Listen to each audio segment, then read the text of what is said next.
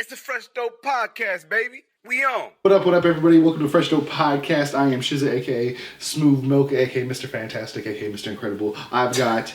AD to his right, to your left. We are Fresh Dope Podcast. Shout out to the other third, Mr. Melly Mel. Salam, out in Dayton, Ohio, holding it down. You brought this to me the other day, Shay. I really liked it. Obviously, he's a Laker fan. Shout out to the Lake Show. They have an amazing young squad, by the way. But the individual that's all... Ain't lost once. Big baller brain. The original big baller. LaVar Ball. We're going to be discussing him entirely today.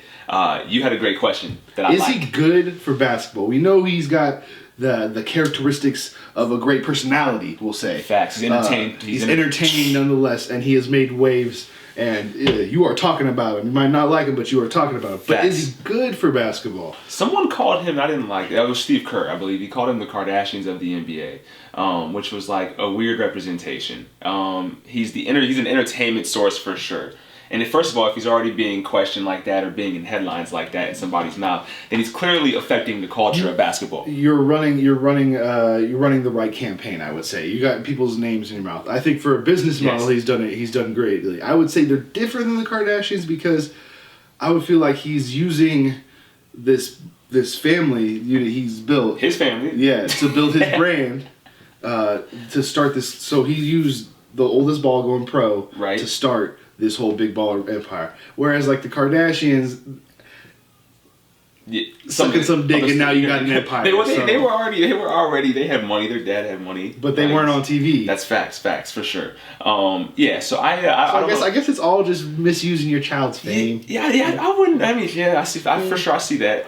He wants eternal wealth for his kids though. He wants like the whole family to be rich for like decades. Respect that. So I'm fully behind that. I'd also say the Kardashian thing as a comparison is weird. Nonetheless, he's being talked about like that, and being talked about by everybody inside the NBA, inside sports, and all the way out.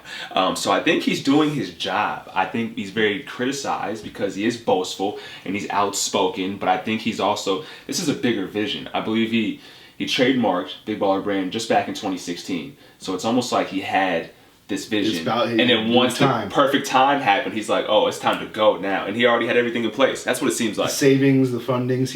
It's been, to me, how systematic it's rolled out. It was not by accident. Right. It was all by design. You can tell. Yeah. So he's probably talked about it, been about it for a while. Yes. If I had to guess, the Big Baller AAU team was probably the start. He probably really fashioned what his basketball culture is going to be. I would totally agree. And I'm going to answer this. I'm gonna be the first one to answer this question. No more coffee. That's bad for AD. I'm going to answer this question. I think he's good for basketball. I'm going to tell you why.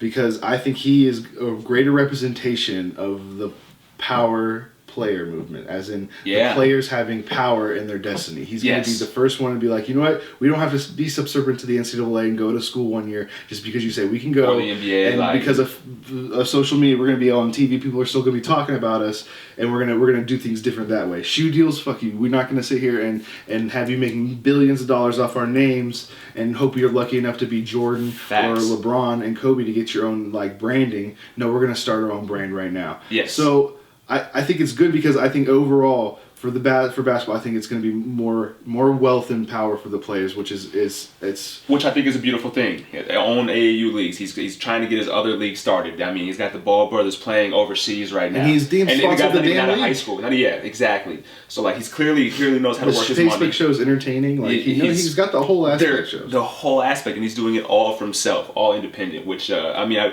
believe his manufacturer for the shoes was I forget where it was out of, but they were $3.5 billion company that were supplying him, and he's making money off that. I think the shoes are crazy, $4.95, but also I think people said that you're charging these teams without the money something that they'll never afford. I don't know if they're the set demographic though.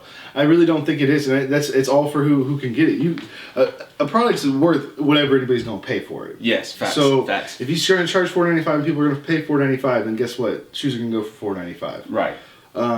And I love how they're just going to be like, they're going to crucify him because his is just clearly outrageous. Yeah. When we're not going to sit here and act like Jordan prices aren't outrageous in their own right. Agreed. And I would also assume that his outrageous prices, LaVar Ball's, I think they're also, more so than getting the money, I think they were a branding and marketing technique. As in they're so outrageous because you're like a $500 shoe, they better be worth $500. And you're going to talk about them before they even come out like they did. And it just increases the relevance of their brand. Like, he's smart. And I think people saw it as an investment opportunity. It's like, I'm buying these shoes, but in turn I'm investing in big baller somebody brand. who owns their own business. A black owned business, like, not mad at all. So, I mean, we know he's good for business. Facts. But what do you think? Is he good for basketball? Yes, for sure. I think you all got to have some outspoken people. Like, that's part of the game. Like, trash talking is part of the game. Like, making the game look clean is also, but like, just going hard body, going balls to the wall is necessary. And I also think in regards to if you got the personality and you got stuff to say and you want to make sure it's out there, let it be known. He knows what he's doing for sure. Like, so I think he's great for basketball. I mean, he's the most tweeted about person in his family, including beats his son who got drafted number 2,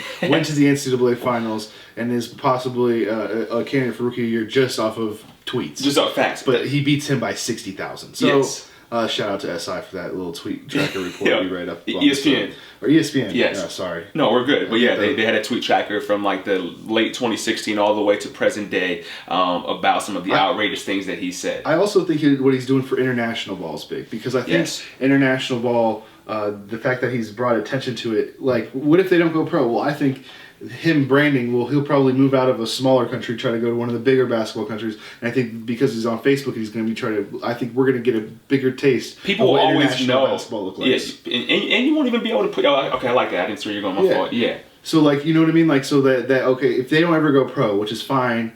In the NBA, I guarantee you he's going to make a spectacle of that international. And we don't ever hear about international players until they get drafted. Not that saying that, but like they be balling. That's going to build. That's going to build. That's building the brand. That's building basketball internationally. Facts. Yeah. So maybe for the NBA, other organizations like the NCAA, maybe LaVar. Actually, you know what? In the good of basketball, he probably is good for everything because he's changing the system. But he's bad for the establishment, which I'm not mad at all. I'm not mad at all. At all. So I think he's amazing for basketball. I think people don't understand his ways. It's not for him to understand.